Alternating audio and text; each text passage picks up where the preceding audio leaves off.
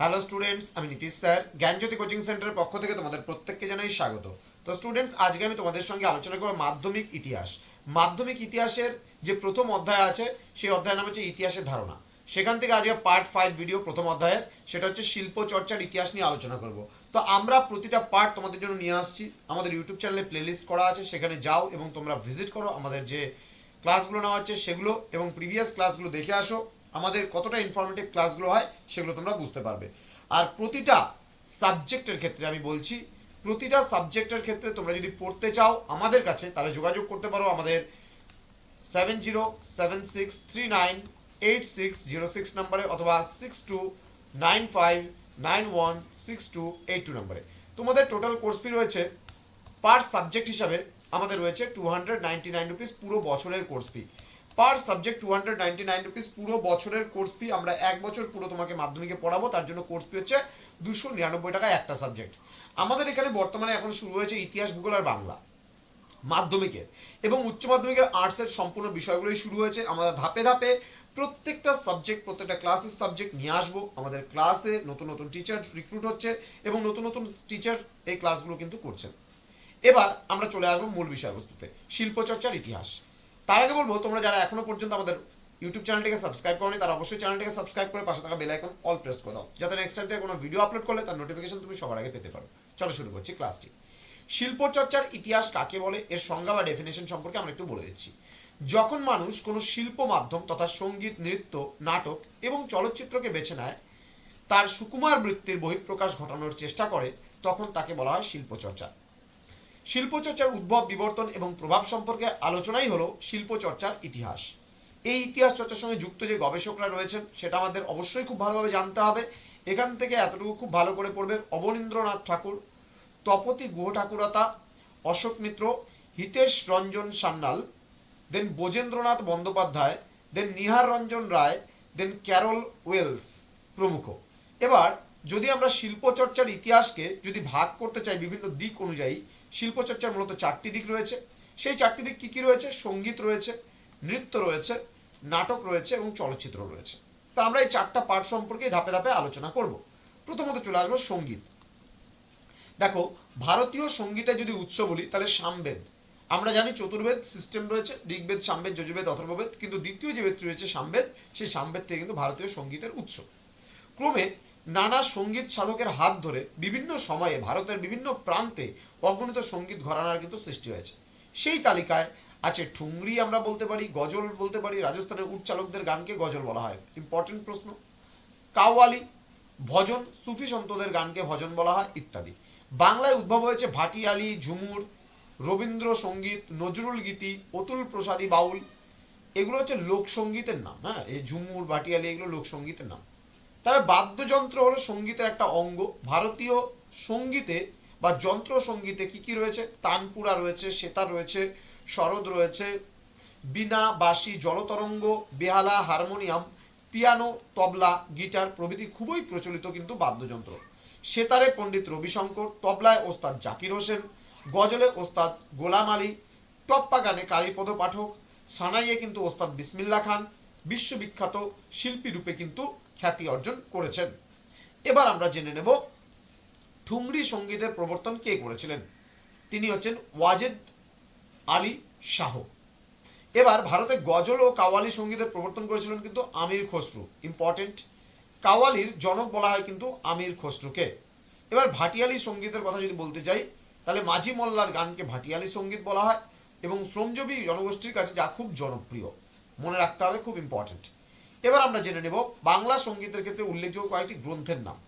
কি কি আছে? রবীন্দ্রনাথ ঠাকুরের সঙ্গীত চিন্তা আছে, সুকুমার রায়ের লেখা বাংলা সঙ্গীতের রূপ রয়েছে, করুণাময় গোস্বামীর লেখা বাংলা গানের বিবর্তন রয়েছে এবং সুধীর চক্রবর্তীর লেখা বাংলা গানের সন্ধানে রয়েছে।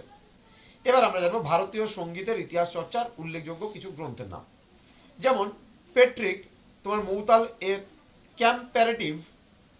Comparative study of Hindustani রাগাস। এছাড়া চার্লস রাসেল ডে এর the music and musical instrument of southern India and the Deccan. এই বিষয়গুলো কিন্তু গ্রন্থগুলো কিন্তু আমাদের জানতে হবে। তবে প্রিভিয়াসে কোনো বছর এখান থেকে প্রশ্ন আসেনি। যেগুলো যেগুলো প্রশ্ন আসবে আমি একটু আলোচনা করব ডিপলি ভাবে। এবার নৃত্য সম্পর্কে যদি আমরা জেনে নেব, তাহলে দেবারতির অঙ্গরূপে কিন্তু ভারতের নৃত্যচর্চার উদ্ভব ঘটে।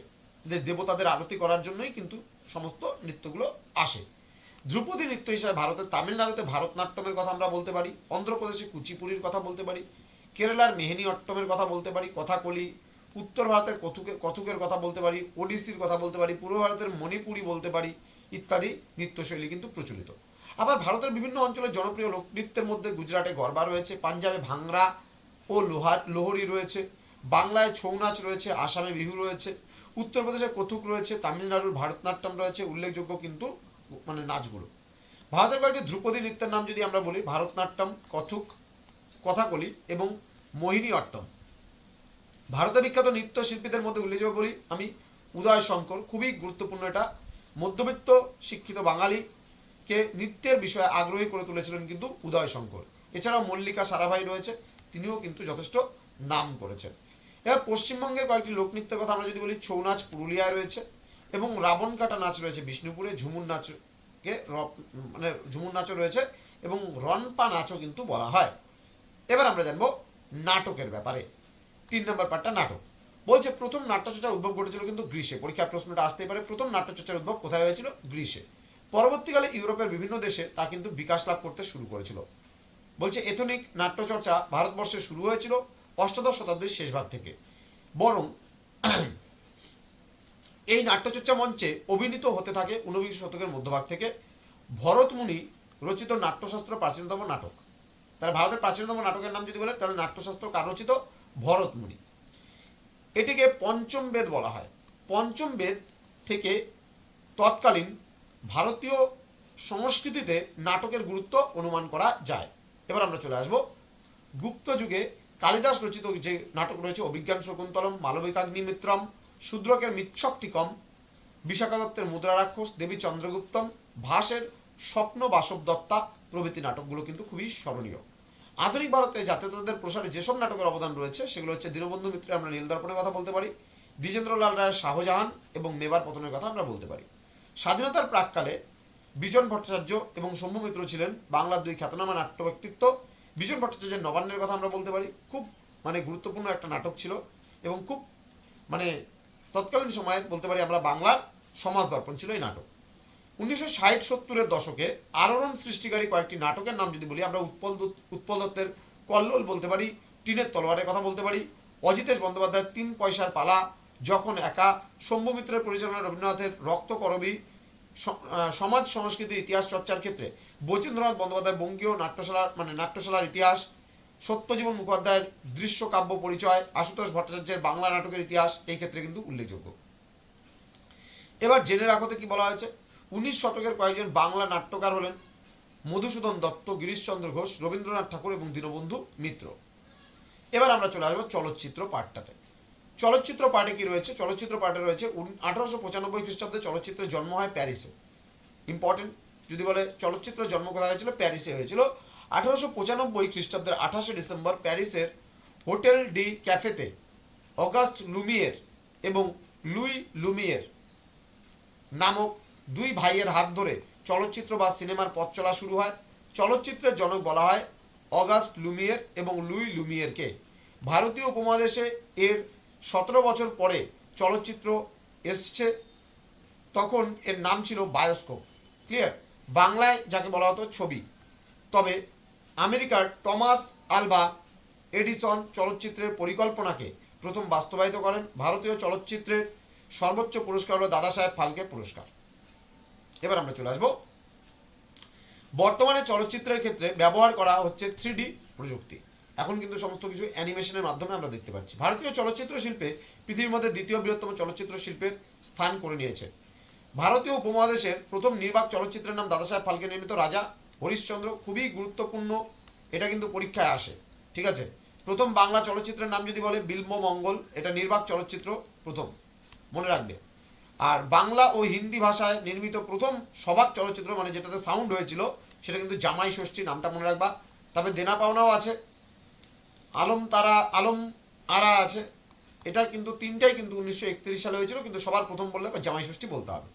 এগুলিকে ভারতীয় চলচ্চিত্রের মাইলস্টোন বলা যেতে পারে। সত্যজিৎ রায় যুক্ত ছিলেন শিল্পচর্চার ইতিহাস বা চলচ্চিত্রের ইতিহাসের সাথে। মাধ্যমিক পরীক্ষা 2022 সালে এসেছিল এই প্রশ্নটা। যদি সত্যজিৎ রায় কিসের সাথে যুক্ত ছিল, তাহলে বলতে হবে শিল্পচর্চার ইতিহাস বা চলচ্চিত্রের ইতিহাসের সাথে। সত্যজিৎ রায় ভারতের মুখ আন্তর্জাতিক চলচ্চিত্রে উজ্জ্বল করেছেন। তিতাস একটি নদীর নাম, চলচ্চিত্রের পরিচালক হচ্ছে ঋত্বিক ঘটক। তিতাস একটি নদীর নাম, উপন্যাসের লেখক হচ্ছে অদ্বৈত মল্লবর্মণ। তাহলে তিতাস একটি নদীর নাম চলচ্চিত্র আছে, যেটার পরিচালক হচ্ছে ঋত্বিক ঘটক। এটা বই বানিয়েছিল কার উপন্যাস অবলম্বনে, তাহলে বলতে হবে অদ্বৈত মল্লবর্মণের উপন্যাস অবলম্বনে। এবার আমরা জানবো দাদা সাহেব ফালকের সম্পর্কে। এখান থেকে প্রশ্ন আসে, খুবই গুরুত্বপূর্ণ। দাদা সাহেব ফালকে নির্মিত ও পরিবেশিত নির্বাক চলচ্চিত্র ছিল রাজা হরিশ্চন্দ্র। এটা প্রদর্শিত হয়েছিল 1913 সালের 21শে এপ্রিল ভারতের অলিম্পিয়া থিয়েটারে। দেন ভারতীয় চলচ্চিত্রের গোড়াপত্তন হয়েছিল এই চলচ্চিত্রের তোমার মাধ্যমে দাদা সাহেব ফালকের হাত ধরে। দাদা সাহেব ফালকে হলেন ভারতীয় চলচ্চিত্রের জনক। এটা কিন্তু 2019 সালে পরীক্ষায় এসেছিল, কাকে ভারতীয় চলচ্চিত্রের জনক বলা হয়, তাহলে বলতে হবে দাদা সাহেব ফালকে। ভারতের প্রথম অস্কার প্রাপক চলচ্চিত্র হল সত্যজিৎ রায় নির্দেশিত পথের পাঁচালী। এটি মুক্তি পায় 1955 খ্রিস্টাব্দে। দেশভাগের যন্ত্রণার কথা ছাড়াও উপনিবেশ বিরোধী আন্দোলনের নানা কথা এই চলচ্চিত্রে ধরা পড়েছে, তাই ইতিহাসের অঙ্গ হয়ে উঠছে চলচ্চিত্র। অস্কার বিজয়ী ভারতীয় চিত্র পরিচালকের নাম কিন্তু সত্যজিৎ রায় আমরা বলতে পারি।